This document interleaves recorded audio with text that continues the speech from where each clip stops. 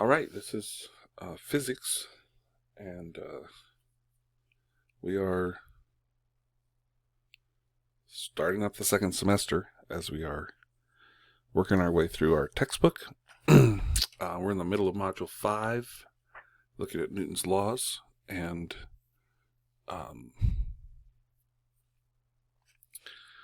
we're going to start on page 166 for this lesson, but I want to take us back to some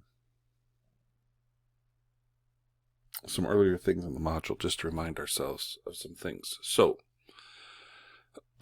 one of the things that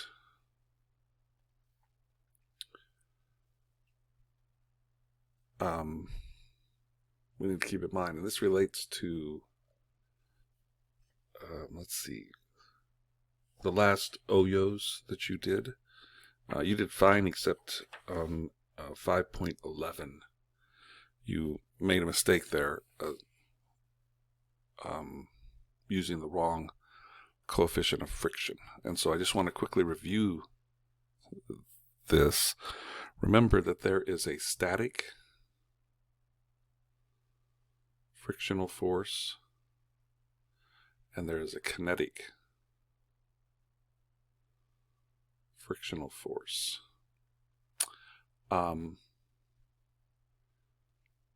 Static is not moving, kinetic is moving, all right?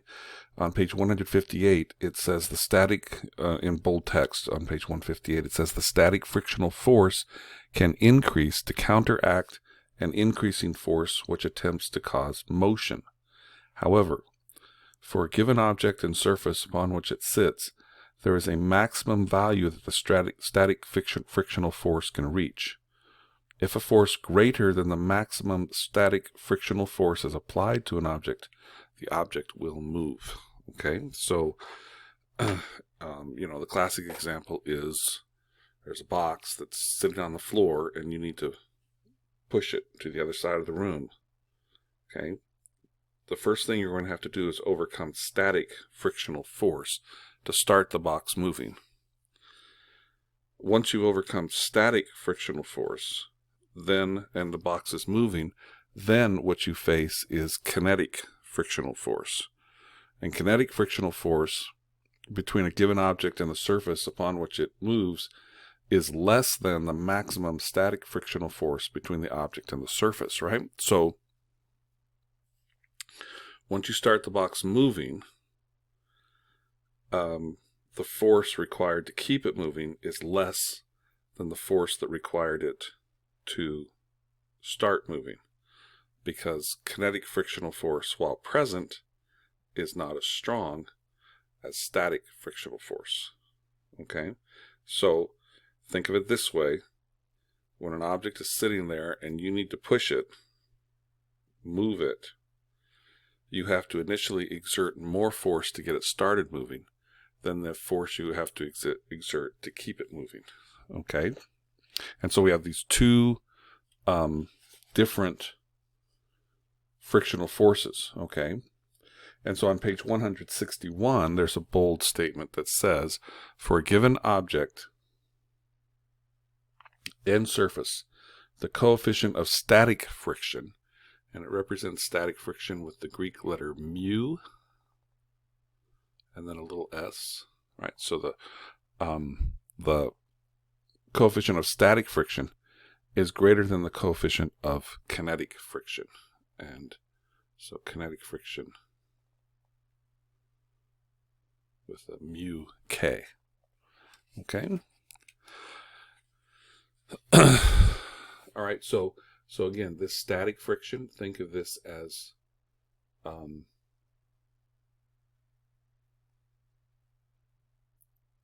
force to get object moving. Okay, and I say it that way. I mean that's going to affect the amount of force it takes to get an object moving, right? Because you have to overcome static. Kinetic force to keep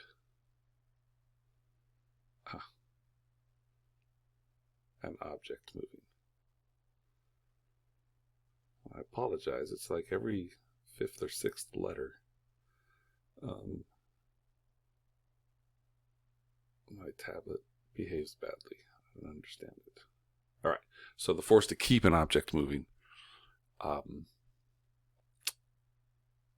Kinetic friction. Okay, you've got to overcome kinetic friction to keep an object moving. So in OYO 5.11, it asks what force is the child exerting. Because the scenario described is the fact that the child is pushing the toy, right? The toy is already in motion. It's going to be kinetic friction that has to be overcome, not static friction. All right. So for 5.11, we want to use the mu k, the 0.13. Okay. So keep that in mind so that you can rightly choose which coefficient of friction applies in your scenario.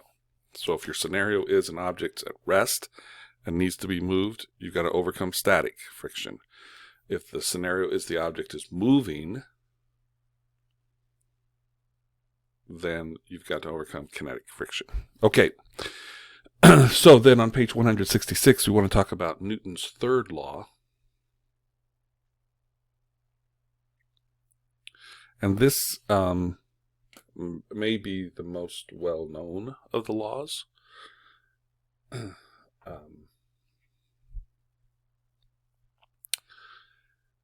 Although, while the most well-known, it may be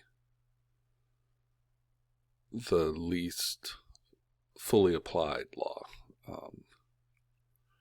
And it says this: for every action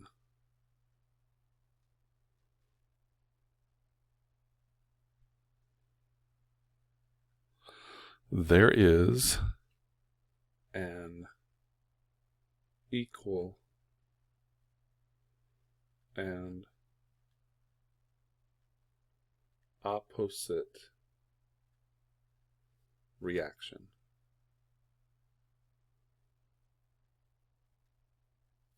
Okay.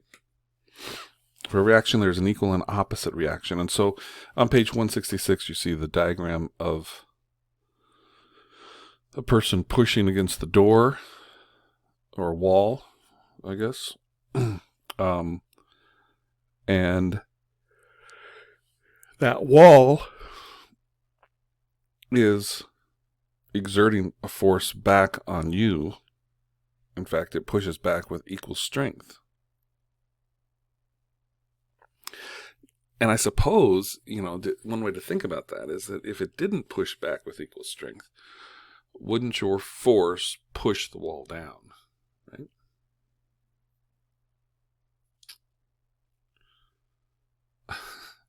So I guess that's one way to think about it.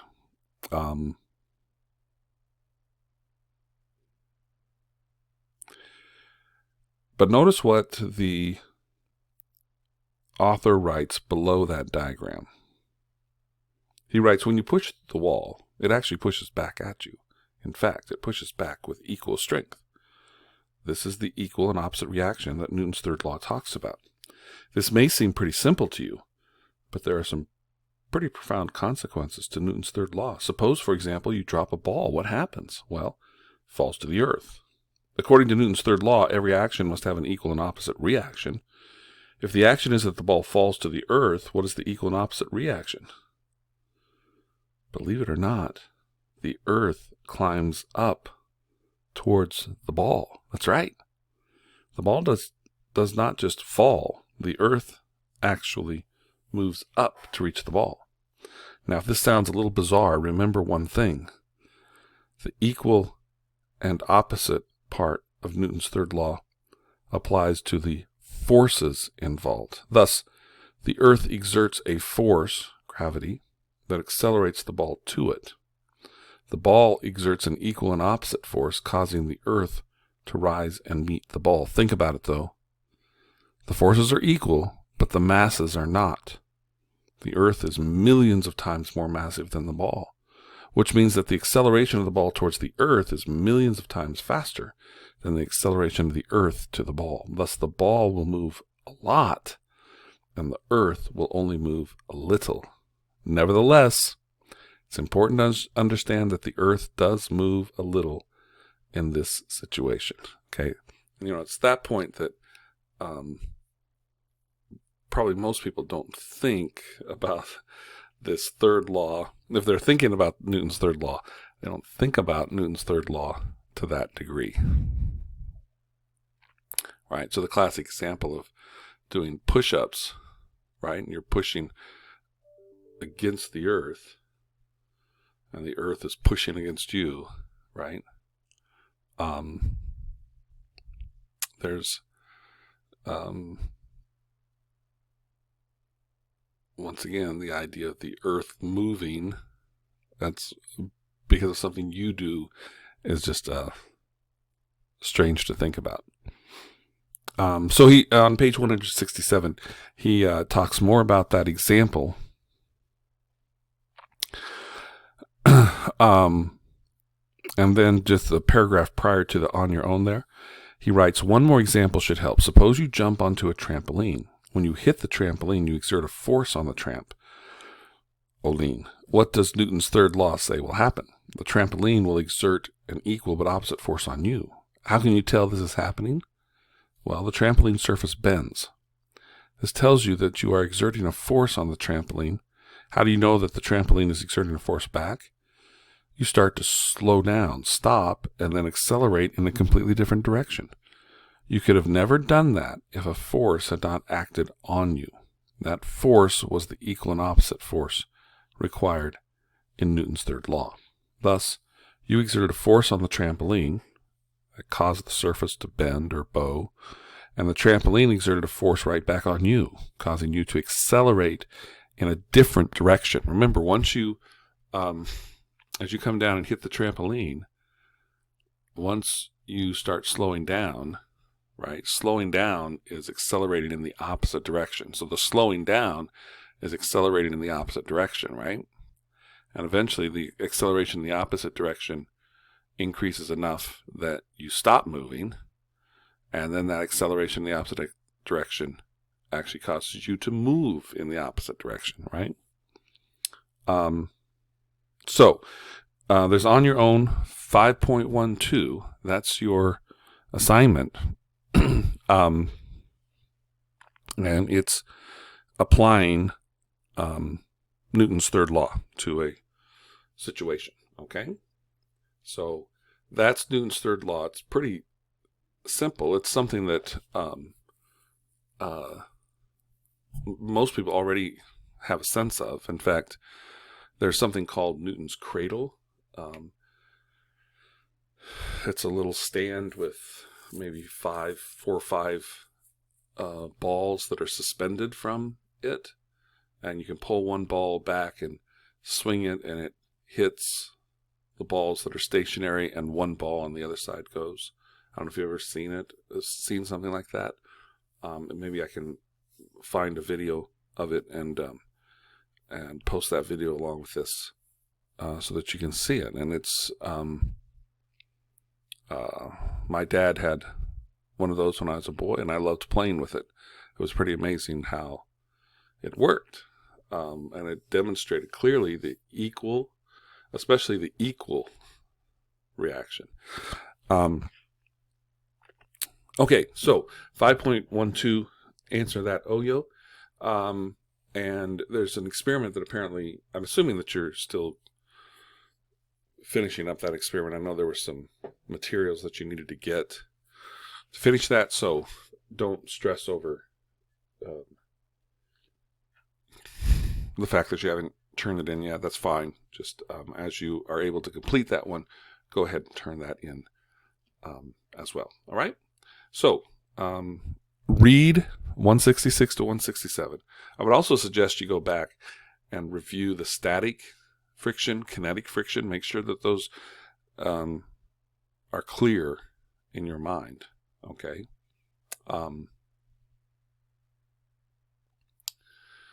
And, and if you didn't record them as terms to remember in your notebook, and I know that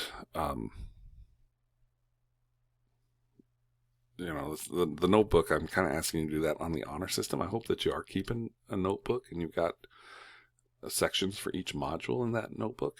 And this kind of thing is what you want to put in the notes section for each module. So in module 5 in your notes, you want the information written down about key terms and important points, and writing down the information about static and kinetic friction would be important. All right, on to your assignment.